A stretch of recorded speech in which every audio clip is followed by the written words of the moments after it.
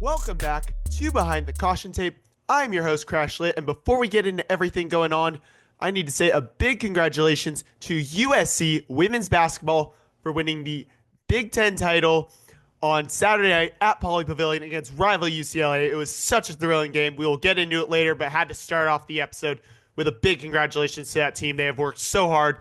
It has been so much fun to follow them all season long and be at every single home game as well as go to the Crosstown Showdown. So let's get into everything going on right here, right now on Behind the Caution Tape. We're going to start with some news from football. Last week, the NFL Scouting Combine happened, and Woody Marks was the lone Trojan to take part in it. Jalen Smith and Jonah Monheim, who were both invited, were there, but Smith was unable to work out due to injury, and Monheim opted not to participate. In addition, USC did announce the hiring of, based on reports from Ryan Cartjee of the LA Times, that John McDonnell will be joining USC's football staff as an offensive analyst. McDonnell did not work during the 2024 season and last worked with LSU in 2023. So I think this is a great hire for USC to help with the team, especially along the O-line. So we will see how all that goes. But as I'm saying, I think I actually really am truly believe that there's going to be a big success. I think year 4, everything's looking really good. Just all the momentum. It actually feels real. It's not just hype. It actually feels like there's progress being made. So I'm very, very excited about this. USC Soccer, meanwhile, announced their spring game schedule. So they'll have 6 game dates, and the season running actually started yesterday from yesterday, March 2nd through April 26th. Likely not a lot of coverage. I will try to get what I can, but not much. But USC did start off yesterday, so hoping to get some reports on that. But if not, I will tell you what I can as I see and forward. Just report on stuff happening, where and when it is.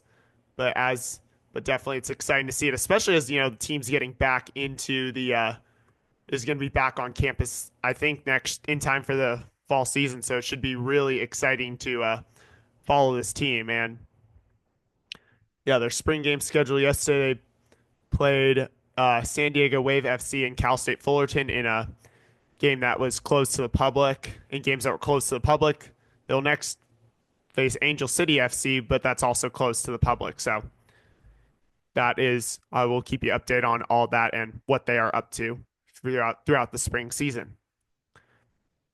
Men's golf, meanwhile, is back in action, currently taking part in the Southern Highlands Collegiate in Las Vegas at the Southern Highlands Country Club that's hosted by UNLV. They're currently, after day 1 that happened yesterday, the event will run through tomorrow, pardon me.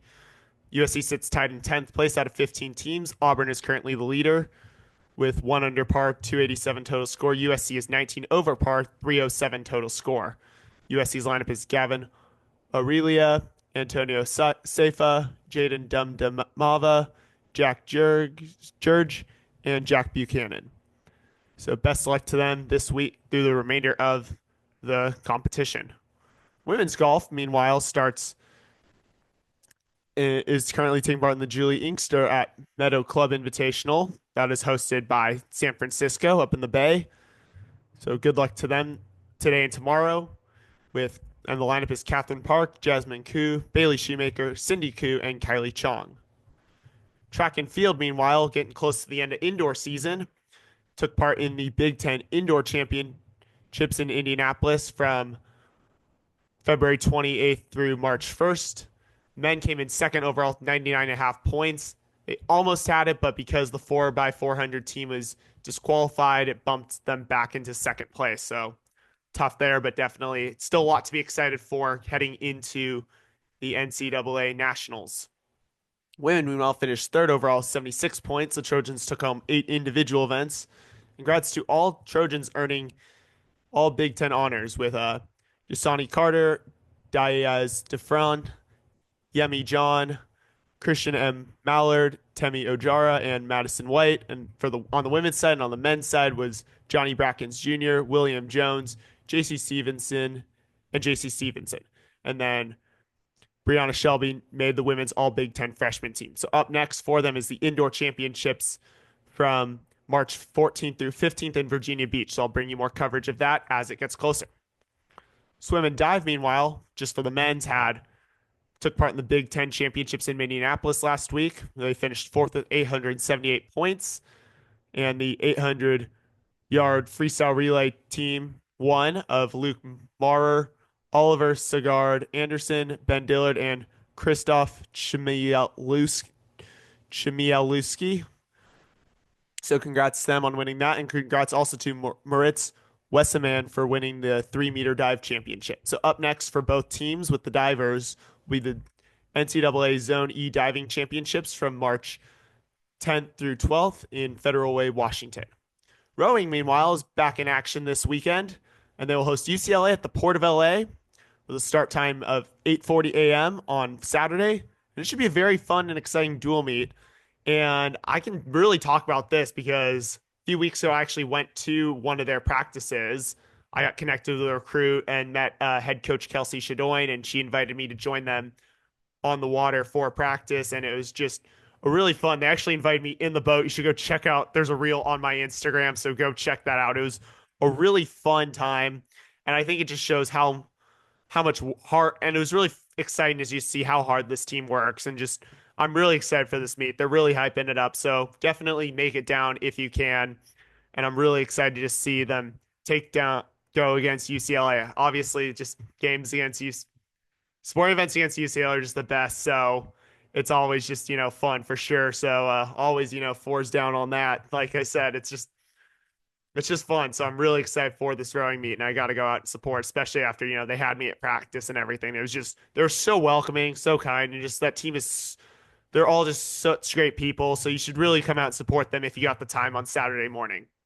And if you are going to that Crosstown Showdown, don't worry, it's not going to interfere. The Crosstown Showdown's at 5 p.m. at Poly Pavilion, so you're going to have plenty of time between the events. So don't even worry about that. So if that was your concern, which I'll be honest, it was a little bit for me, but once I saw the time was 8:40 a.m., I'm like, all right, we're doing this. So I will be there. But best of luck to them this weekend. Men's tennis, meanwhile, lost 4-1 at number 7 San Diego on Thursday. USD did win the doubles point, and Connor Church was the lone Trojan to win a singles match. USC also did take part in the Pac Coast doubles championships from February 27th through March 1st in La Jolla, and picked up 8 match wins throughout the tournament. So the team now sits at 6-4 in dual matches. And up next, they host Purdue, who is 8-1 on Saturday at 1, and then also Indiana on Sunday at noon, who's 9-2. So start a Big Ten play. USC just needs to come ready. You got 2 good teams coming to Marks this weekend, so Trojans got to be ready for their first year in the Big Ten. Women's tennis, meanwhile, also had a tough weekend. Lost 4-2 at home against Pepperdine on Saturday. They got the doubles point, and Emma Charney and Amy Haddad won their singles matches, but Pepperdine got 4 singles matches to clinch the duel. So team now sits at 5-2, and up next they'll face UCLA, who's 5-3 on Friday at 3 p.m. in a non-conference duel. So USC just needs to be ready to go and take advantage. It's rivalry games. It's gonna be a tough non-conference duel, but it's gonna be a good preview for the Big Ten season that starts next weekend for the team.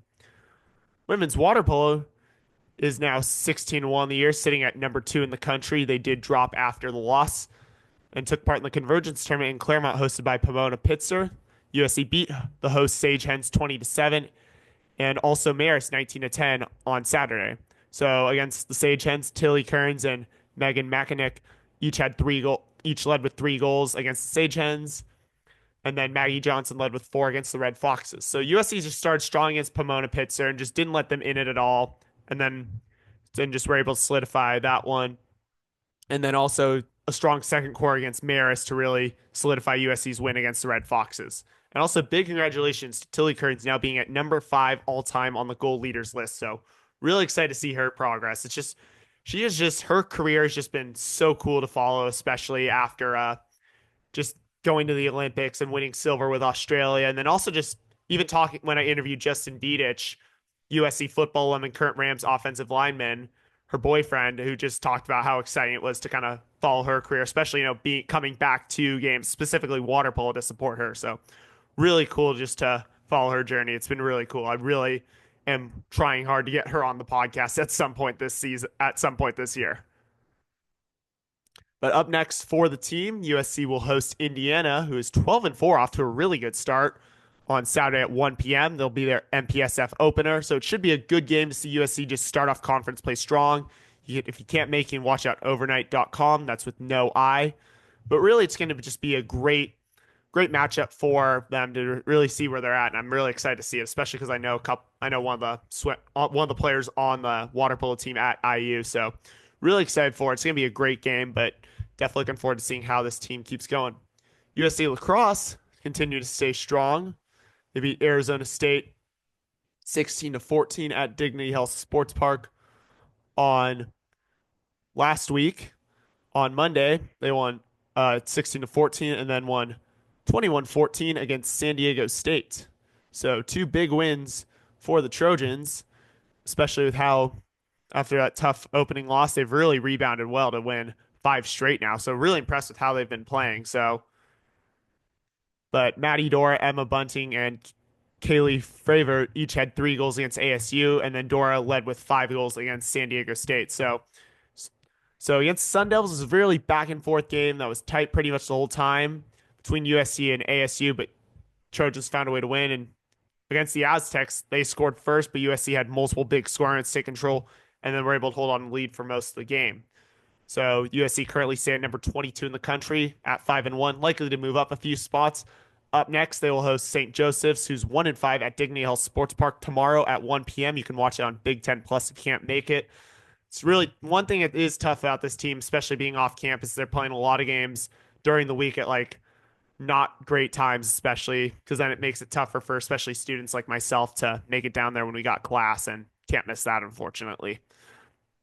But yeah, they should be able to take care of business in the final non-conference in this one in their final non-conference game against Marist for really getting into Big Ten play, where they'll have a big matchup on March 16th against Johns Hopkins in the Coliseum. So we'll talk more about that next week for sure, but should be a really great matchup for sure. Meanwhile, let's get to sports I did manage to make out to and cheer on this weekend. So we'll start with baseball, who had a big week. They went 3-1 on the week. They beat Cal State Fullerton 5-3 last Tuesday. Got some solid pitching from Garen Rizzo and homers from Ethan Hedges, Cade Higgins, and Bryce Martin Gredzalonic to help propel USC to the win. And then USC went 2-1 in the Southern California College Baseball Classic, where they beat UConn Friday night at Great Park, 8-5. Caden Hunter had 6 good innings on the mound, and then homers from John Elliott, Jack Basier, and then an inside the park home from Avery Covarrubias to help USC beat the Huskies. And then the biggest win of the weekend for sure was a 3-1 win over number 14 Vanderbilt on Saturday at Great Park. Caden Aoki had 7 great innings, 1 unearned run, and a career high 10 strikeouts for probably his best start ever since he got to USC. Maybe his entire time in college too. But really exciting game there. I wasn't able to make it to both of those, but I was at UCLA on Sunday where they lost 5-1. USC did have opportunities to score but couldn't capitalize, and Rock Chalowski of UCLA had a 3-run shot in the 5th that helped break the game open and just helped USC win the first crosstown show. And it's a non-conference game, so it won't count in the Big Ten standings. But definitely always hurts losing to UCLA for sure.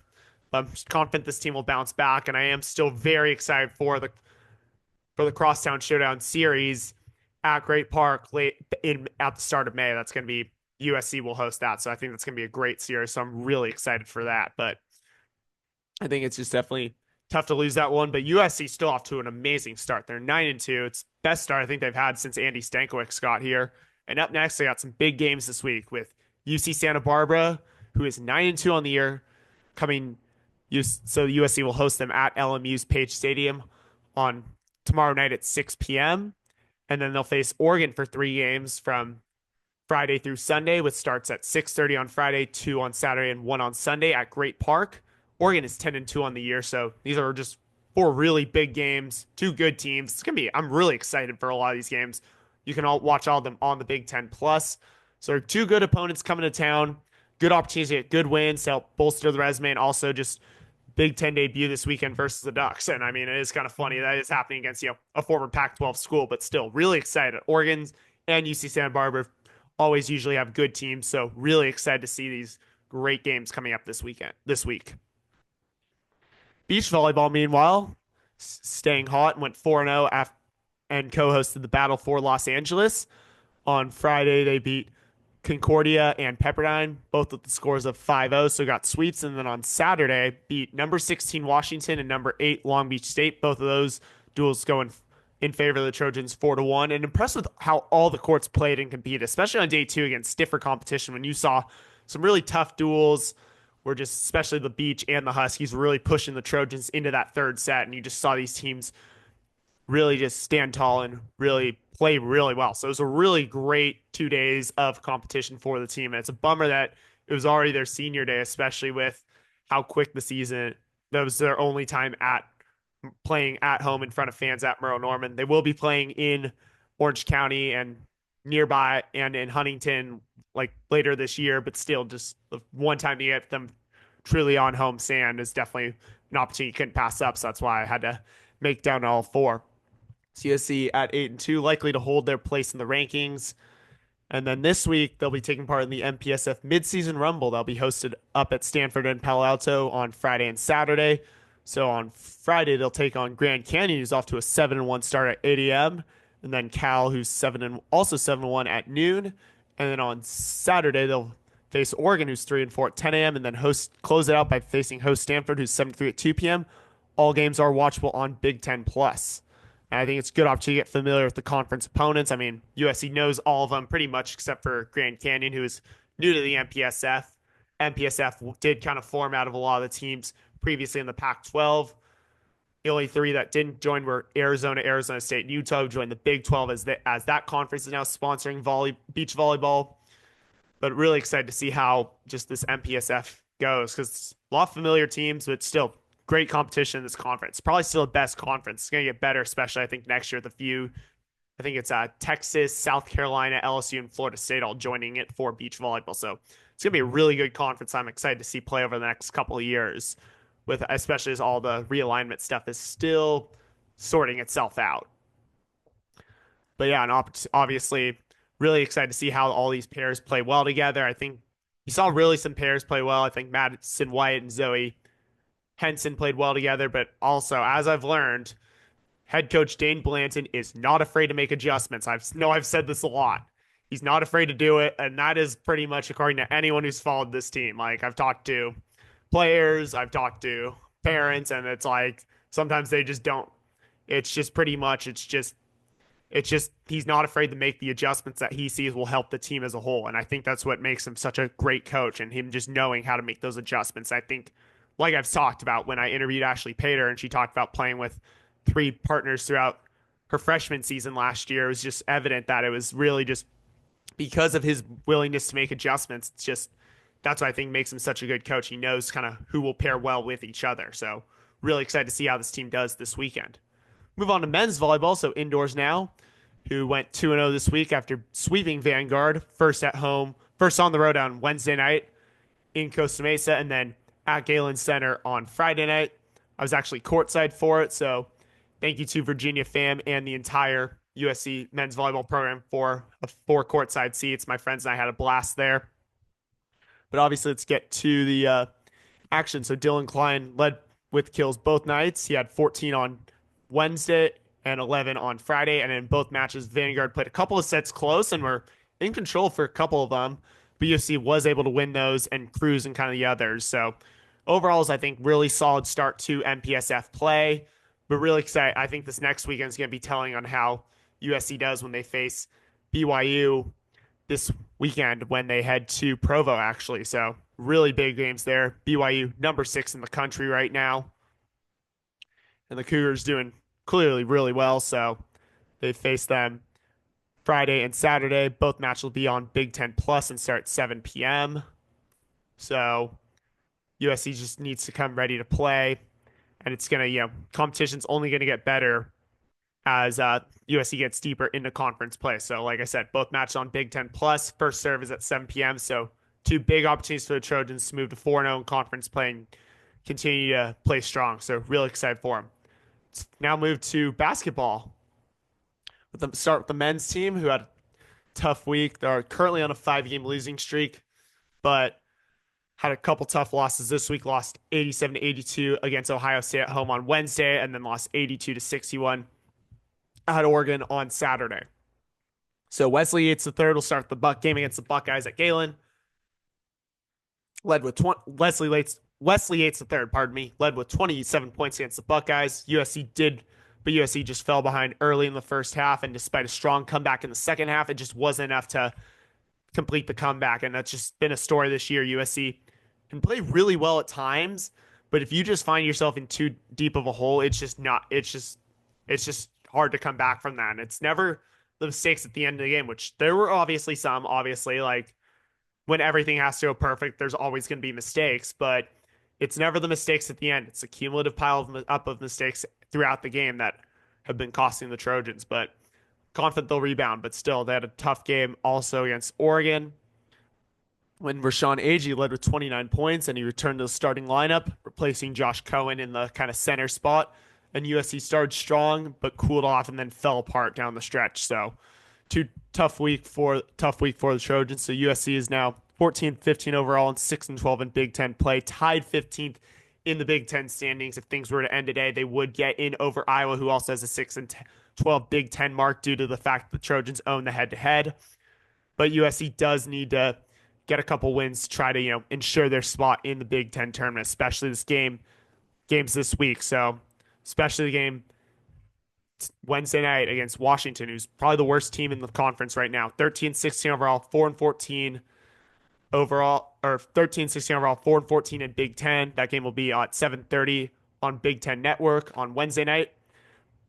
And UW isn't playing good in Big Ten play, and just USC needs this win, especially I think, to just ensure they can get that final spot. And I think it's just really just be good to take care of it and just at least ensure you're getting into the Big Ten tournament. And then obviously the bigger game, at least in terms of rivalry, town pride, is going to be at UCLA, who's 29 overall, 10-9 Big Ten play at 5 p.m. on Saturday night.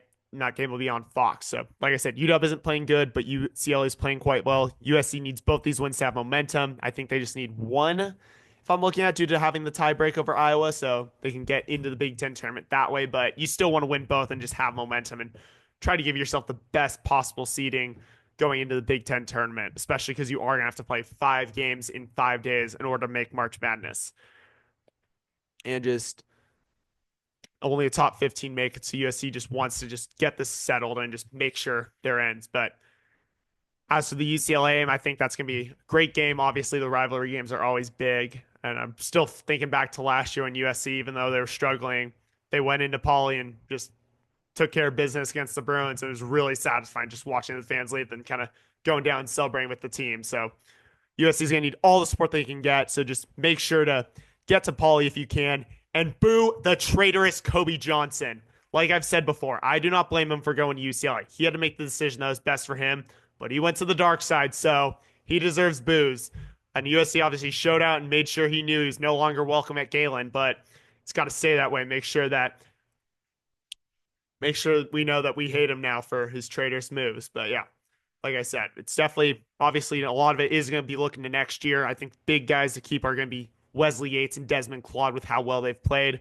Yates has said he is, quote, locked in, according to Ryan Kartje, but I feel like that could change. Probably helps, I think his ties with Quincy Pondexter being his cousin will help, and being a coach on the staff will help him, but you just never know what's going to happen. So, but I think for sure they're going to be, USC's got to keep those two guys to have a shot, especially when you got 10 graduating players this year. Like I saw, they showed a thing last week on the screen, on the Jumbotron, a graphic for hype people up for senior day, and it just showed that they have 10 guys graduating, so who are going to be gone out of eligibility. So it's going to be a very new look team, but I'm really confident that Musselman's going to get the ship right in year 2. And like I've said, we as fans, we need to be patient. Like, I think this year can still be special. March Madness, I mean, at large is out of question, but if this team can get themselves into the Big Ten tournament and find a way to win 5 games in 5 days, March Madness isn't out of the question. So this season can still be special. But like I've said, we just all as fans need to be patient. But still really excited for the games this week. I'll be at both of them. So definitely make sure to catch me there.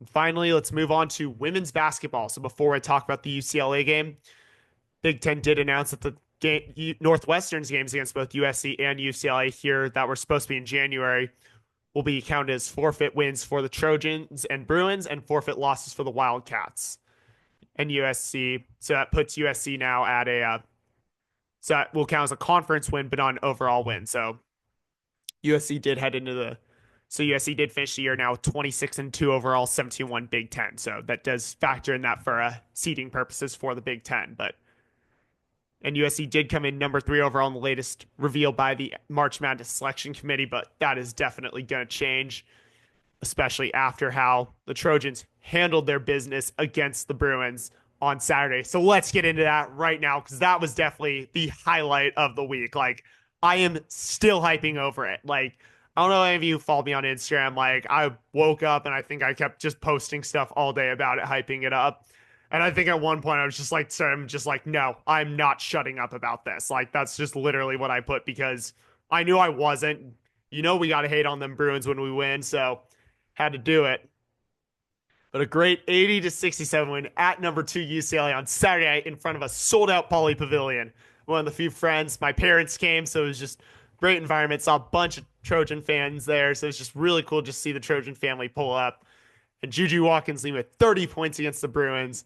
And USC starting strong despite UCLA making pushes. The Trojans never let the Bruins have the lead, and they really kicked their butts throughout the game. So just like, even though it was only a 13-point win, USC was in control for most of it. And I thought they might win. USC was going to win by 20, and it was just a full, just they handled them. So it was just so satisfying. It was frankly more sad, even though it was maybe more fun to win in front of, the USC win at Galen, just because, there's USC fans over there. Just going into Poly and winning there is just so satisfying, especially when just as soon as UCLA fans knew they were going to lose, they just got out of Poly. It was so satisfying. Like just watching fans just leave and just staying to celebrate with the team at the end. But one thing that did strike me, I talked about this with my dad kind of after the game, was we didn't really get why Corey Close decided to pull Kiki Rice and Lauren Betts in the third quarter when UCLA closed the gap, their the deficit to 4 points, and like so just kind of and then after that USC was able to take momentum and take advantage. So the opportunities lost for the Bruins, but it was really exciting to see USC celebrate their first Big Ten title. It was just such an amazing game.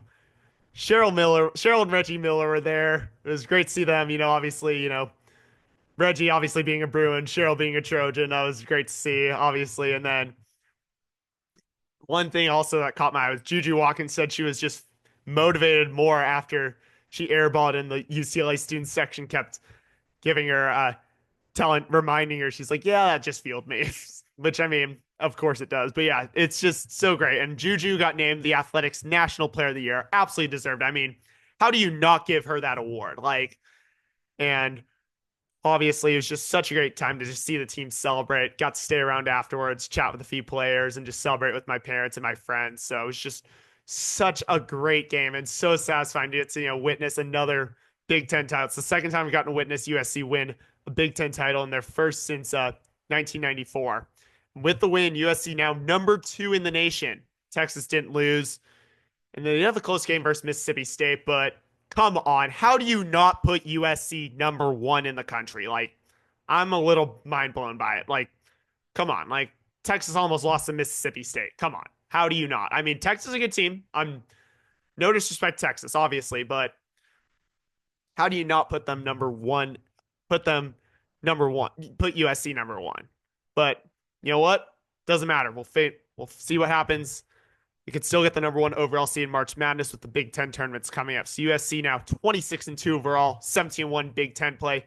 Big Ten champions have the number 1 seed in the Big Ten tournament. So you got a double bye for the tournament in Indianapolis, and they'll play either number 8 Oregon, who's 19-10 overall, 10-8 in Big Ten play, or number 8 Oregon, or number 9 Indiana, who's 18-11, 10-8 overall on March 7th at 9 a.m. on the Big Ten Network. Win, and they're in the semifinals on on March 8th at noon on Big Ten Network and win there in the finals on March 9th, and that'll be on CBS at 1:30. So USC has a huge advantage with the double bye, but needs to come ready. And regardless of performance, they should be a lock to host. If they don't host, something has gone incredibly wrong with the selection committee, but they're definitely hosting. So just it is going to be so exciting. Likely to face UCLA in the finals. So it was just I am just so excited to just follow this team all week and just really see how the rest of this season goes because it is going to be such fun times for March Madness. I'm not going to go to the Indianapolis for the Big Ten tournament, but definitely want to be at Galen for March Madness, especially if it all works out with my spring break plans. So working on all that now, but we'll have more updates on that as we know everything. But still, just like I said, it was just so much fun to just be at that and just get to celebrate. But yeah. So finally to close out, I'll talk about how I did. I went 7-2 last week. So got the baseball win at Cal State Fullerton on Tuesday, basketball loss on Wednesday against Ohio State. Uh, Friday got beach volleyball wins against Concordia and Pepperdine, and then men's volleyball against Vanguard were all wins. Beach volleyball against UW and Long Beach State were wins, and then women's basketball against UCLA. So 3 wins there, and then baseball loss against UCLA on yesterday. So that puts me at 73-20 on the season, 285 and 102 all time, 15-1 at women's basketball, 4-1 at baseball, 11-7 at men's basketball, and 4-0 at beach volleyball. So my plans for this week are going to be baseball tomorrow against UCSB at LMU, men's basketball against Washington here at Galen on Wednesday. Then I'll go to baseball against Oregon on Friday, rowing against UCLA on Saturday, men's basketball at UCLA on Saturday as well, and then baseball Oregon on Sunday. And then depending on when I get back from rowing, probably should work out, but just want to leave as a maybe just depending on how long the rowing meet goes. I should probably make women's water polo against Indiana on Saturday. So that's pretty much where I'll be at this week. So definitely make sure to find me. Make sure to follow me on social media at CrashLit everywhere, Instagram, X, you name it. Follow my YouTube. Make sure to follow the podcast and subscribe if you're not already, whether you're audio or video. Thank you all for listening so much. Check out my website, crashlit.com. And I'm really excited to announce that on Wednesday afternoon, I'm going to be joined by USC lacrosse alum Katie Ramsey for a one-on-one interview to ask her about her time playing lacrosse at USC, what drew her here, and what it was also like to play with her little sister, among other things. So definitely tune back in Wednesday. I'll see you all then.